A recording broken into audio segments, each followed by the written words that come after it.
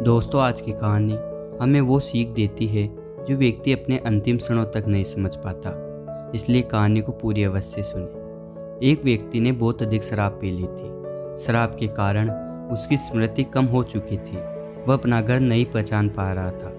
सड़क पर खड़े होकर आसपास के लोगों से पूछने लगा कि मैं अपना घर भूल गया हूँ, मेरा घर कहाँ है, मुझे बता दो।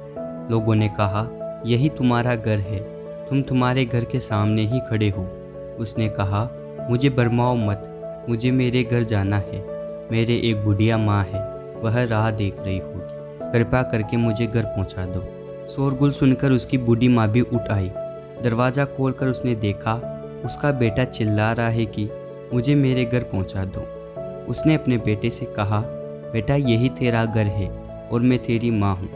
उस आदमी ने कहा, हे बुढ़िया, तेरे जैसी ही मेरी बूढ़ी माँ है, वह मेरा रास्ता देखती होगी, मुझे मेरे घर का रास्ता बता दे। ये सब लोग मुझ पर हंस रहे हैं, कोई मुझे घर का रास्ता नहीं बताता।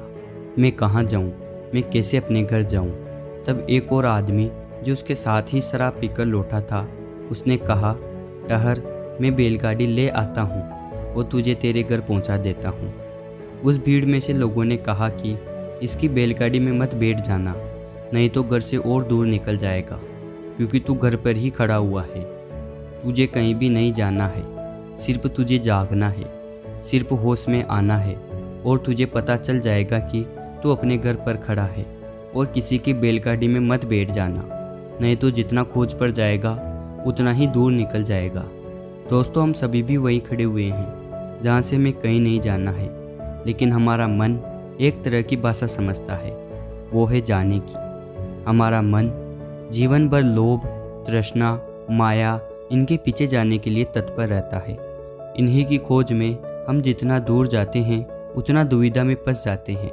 हम जिंदगी में उन पलों का आनंद ले ही नहीं पाते जो हमारे पास है। इसके विपरीत हमेशा आने वाले पलों को लेकर चिंतित होते रहते हैं। इसलिए कबीरदास जी ने कहा है कि माया मरी न मन मरा, मर गए शरीर, आशा तृष्णा ना मरी, कह गए दास कबीर। तो दोस्तों, ये थी आज की कहानी आपको कैसी लगी हमें कमेंट बॉक्स में कमेंट करके बताएं। और ऐसी ही नई नई कहानियाँ सुनने के लिए हमारे चैनल कथा जोन को सब्सक्राइब करें। धन्यवाद।